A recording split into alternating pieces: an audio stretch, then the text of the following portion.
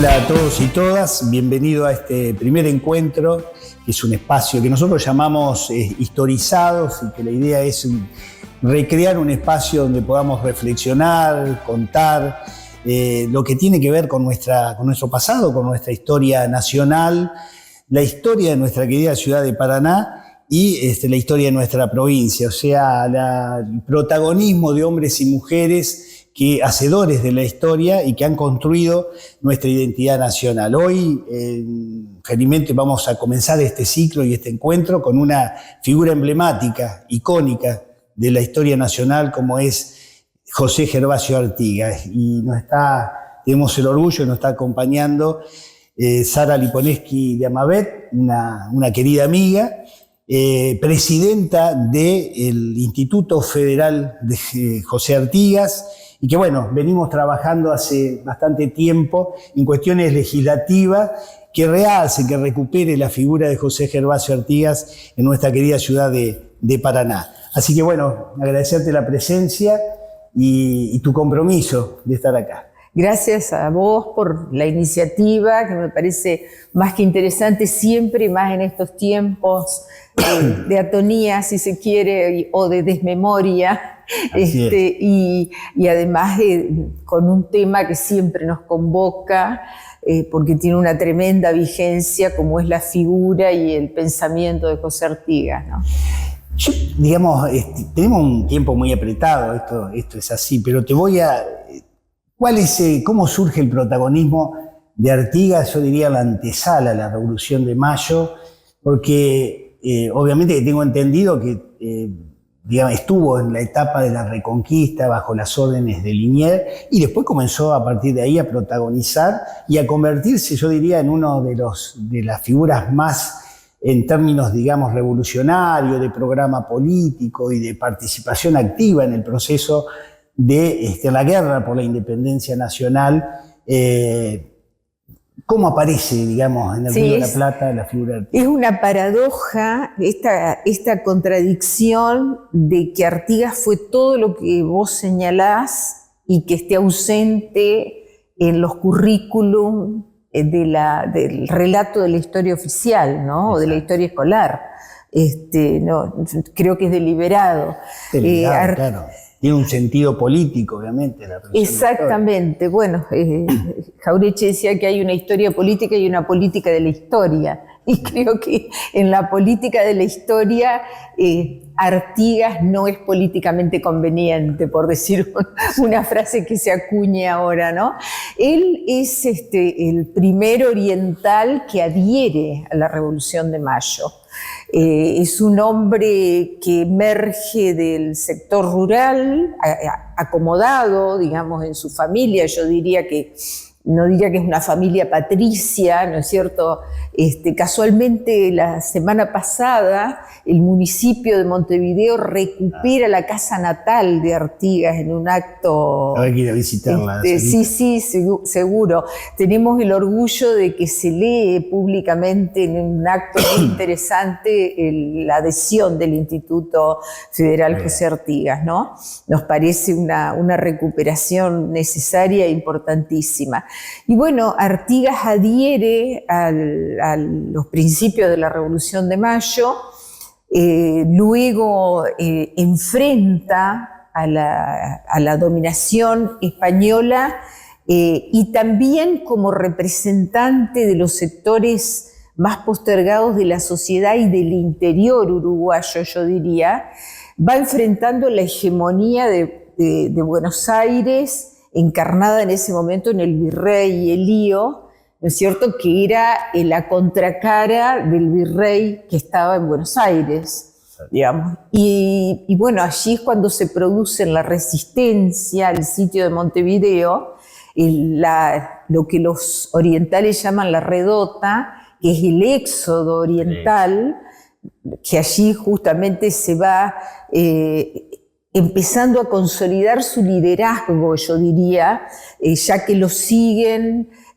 gauchos, pobres, mulatos, hombres y mujeres del pueblo, claro, y que cruzan el río Uruguay y van hasta el Ayuí. ¿no es cierto? Y ahí establecen el campamento de la personas, ¿no? Exactamente. Mujeres, niños, un éxodo que la verdad que es una gesta. Sí, estamos hablando de 1812, ¿no es cierto? Exacto. 1811.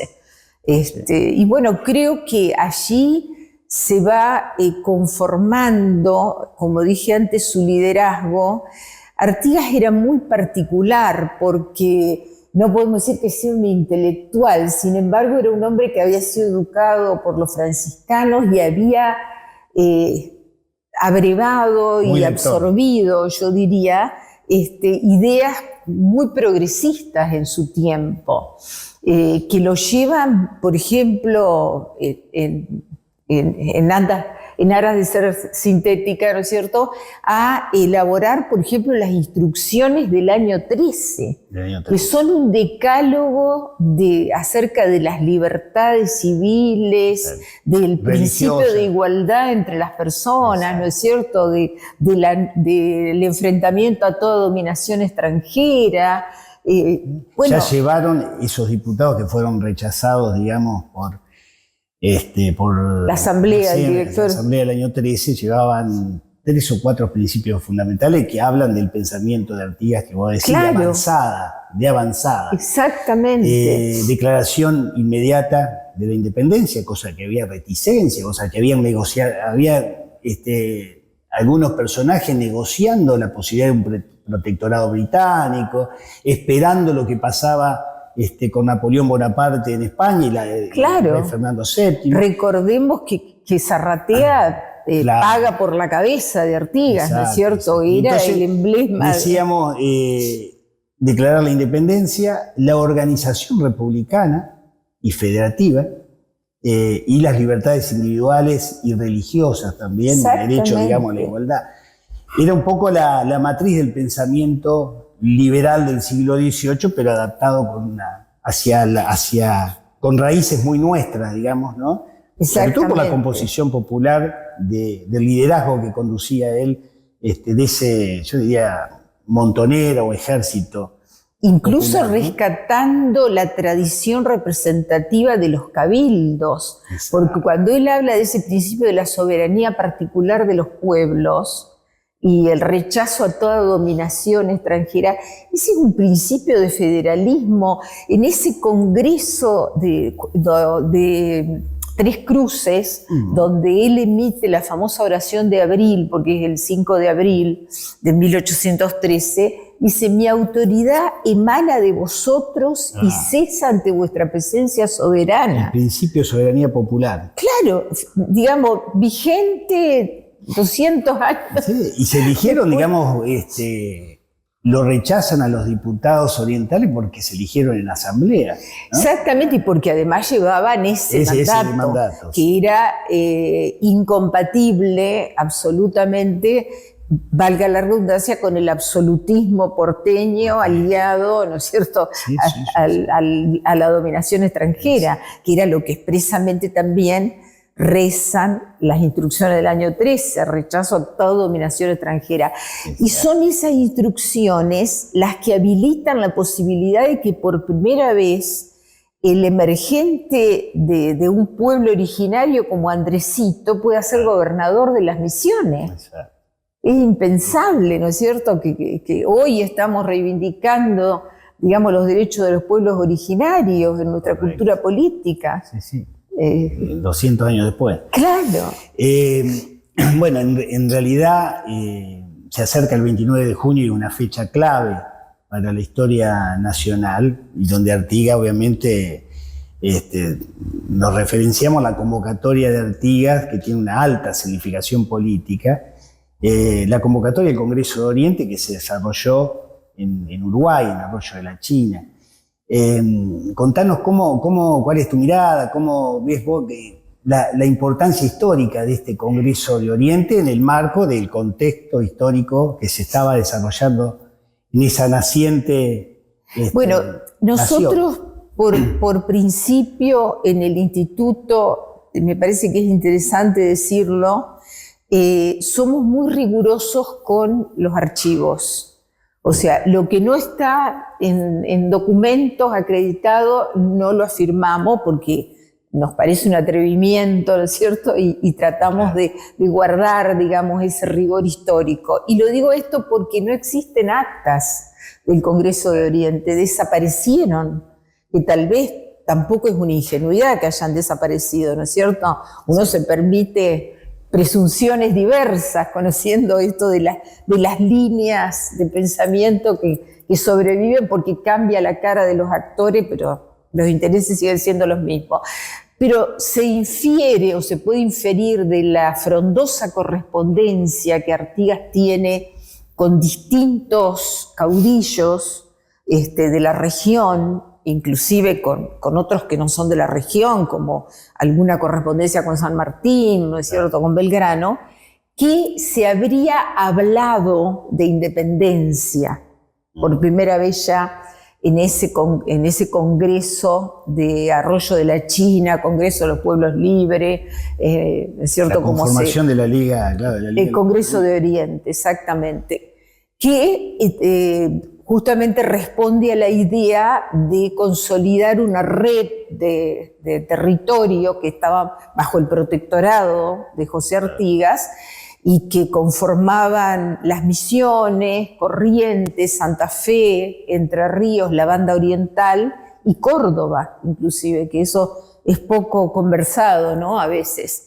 O sea que la influencia de Artigas era muy vasta en ese momento.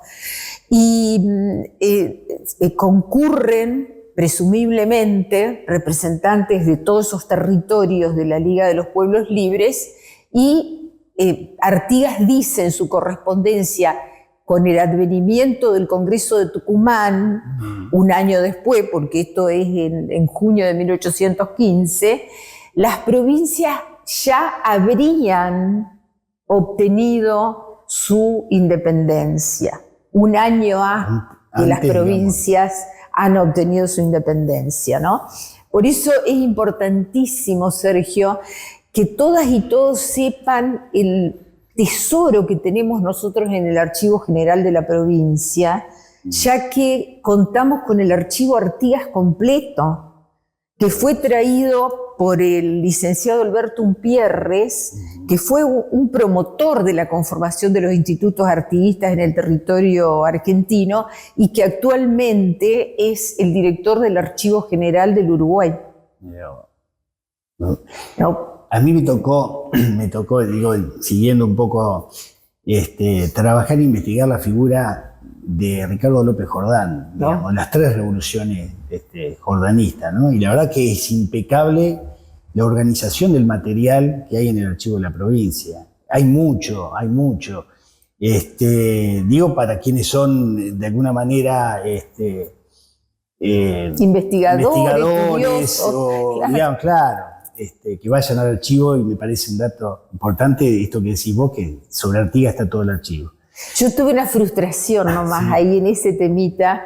A mí me apasionaba y me apasiona la figura de Tadea Jordán, porque no solo es un vientre poderoso que tuvo a dos grandes caudillos, digamos, a López Jordán y a Francisco Ramírez, sino que los acompañó y los alentó, digamos, en su lucha, y hay muy poco sobre ella. Sí, claro. Y aparte mujer, digamos. Claro, donde hay que exactamente. reivindicar y poner en valor el papel además fue una empresaria. De la mujer en la guerra de la independencia. Bueno, ahora en estos últimos tiempos hay una reivindicación, le guste o no le guste a muchos, de la mujer, digamos, y del papel que cumplió la mujer a lo largo de la historia nacional. ¿Cuál es, creés vos, bueno, el programa, pero aparte, viste que después se planteó Civilización y Barbarie y siempre los liderazgos fuertes, caudillescos, fueron puestos del lado de la barbarie, ¿no? Seguro. Esa famosa frase que caracterizó los 80, de la generación del 80, Civilización o Barbarie. ¿Cómo, digo, para el pensamiento de avanzada de José Gervasio Artigas, sobre todo en el programa político del Congreso de Oriente, ¿no? Yo creo que no solamente allí, hay un pensamiento político de Artigas que trasciende, que yo diría que excede la dimensión regional y excede su tiempo de vida. Por ejemplo, no hemos hablado en estos minutos sobre el reglamento de tierras. Claro, El reglamento de tierras, en mi modesta opinión, es una reforma económica y agraria, digamos, también la agricultura es parte de la economía activa, por supuesto, anterior a la Revolución Mexicana. Exacto. O sea, el reglamento de tierras no solamente habla de la distribución y de la asignación de la propiedad de la tierra al que la cultiva, al que la trabaja. Esa frase de la Revolución Mexicana, la tierra para el que la trabaja. Exactamente, eso está en el reglamento de tierra, que también es de 1815. ¿No es cierto? Y Artigas lo propone como una forma de organización productiva. Y además, fíjate qué vigencia en estos tiempos de economía abierta, discrecionalmente, que ya lo hemos vivido con el enorme costo para la industria nacional. ¿No? Habla de proteccionismo. O sea, tenía una mirada industrialista y proteccionista de los... Claro, habla de supresión de trabas aduaneras en la circulación de los productos dentro del territorio de la Liga. ¿No? O sea que un mercado regional único con barreras proteccionistas, ¿no? Claro. Con las provincias que formaban parte de la Liga. Por eso me parece que tiene una actualidad formidable, que además hay que poner en dimensión actual, valga redundancia, porque es una figura que nosotros tuvimos la experiencia de ser aprendida por jóvenes, Artigas, y por ese carácter transgresor, disruptivo, digamos, luminoso, de avanzada, ¿no? Mientras en Buenos Aires, por ejemplo, un exponente del unitarismo como Rivadavia reglamentaba la famosa reglamento de vagos, ¿no? Claro, donde Artigas para esa oligarquía era un bandolero. Era un bandolero, claro. Por eso le ponían precio a su cabeza. Claro. Yo digo, para ir cerrando, podríamos hablar largo y tendido. Ya lo creo. Vos hablabas de la vigencia, digamos, de las ideas de Artigas. Las vigencias porque recuperar el pasado tiene que ver con el presente y tiene que ver con trazar horizontes a futuro, ¿no? Exactamente. La historia. ¿Cuál es eso? En 2 o 3 elementos, que ya de alguna manera lo has expresado, el federalismo me parece, en estos tiempos, donde en el altar del pragmatismo y frente a una ley de un gobierno nacional como la ley Bases, de entrega de los intereses de la patria, creo que en el altar de ese pragmatismo supuesto, muchos legisladores, no todos felizmente, han terminado votando una ley, ¿no es cierto?, que contraría los intereses de la patria a cambio, digamos, de recursos que pueden llegar, o la expectativa de recursos que pueden llegar a las provincias. El fuerte respeto a las autonomías provinciales, la idea federal de Artigas me parece que en estos tiempos más que nunca hay que rescatar. Yo creo que sí, porque además hay ciertas cuestiones que son irrenunciables. Este desprecio explícito a los gobernadores. Claro. Los gobernadores no son emisarios del gobierno federal. Hace años que la Argentina consagró en 1853 el sistema federal. Exacto. Y es el resultado de luchas entre hermanos, digamos, que ha tenido un costo extraordinario, ¿no es cierto?, en la historia argentina y en la historia regional. Entonces, esto tiende, esta política disgregadora, avasallante de las autonomías provinciales, que no son una cuestión abstracta, porque para consagrar un gobernador, una gobernadora, el pueblo de las provincias ejerció su derecho al voto. Exacto. Entonces, cada avasallamiento, cada desprecio a un gobernador no es una cuestión personal, es una cuestión de falta de respeto a esa soberanía particular de los pueblos. Bueno, ese principio, los más infelices serán los más privilegiados, es nuestro concepto de la justicia social. Correcto. Digamos, ¿no? Es decir que todos... frases y, digamos, y en lineamiento, claro, el artiguismo es una fuente nada permanente. Se puede esperar sino de nosotros mismos. Sí. La política que decías recién, de expropiación, digamos, claro, a los, ¿cómo decía?, los emigrados, Los malos, decía a los extranjeros y a los malos americanos, sí, o sea, americanos. A los cipayos se refería concretamente, que hoy... Los contrarrevolucionarios claro, en ese momento se paraban en la vereda claro, enfrente. A los que sería en el 2024, digamos que a los que no defienden o entregan alegremente los recursos genuinos y propios de nuestros territorios a cualquiera. Cualquiera. Sarita, gracias. Y gracias a ustedes y a vos por esta iniciativa. Bueno, y gracias a quienes se engancharon con esta propuesta. Y bueno, los invitamos para el próximo encuentro.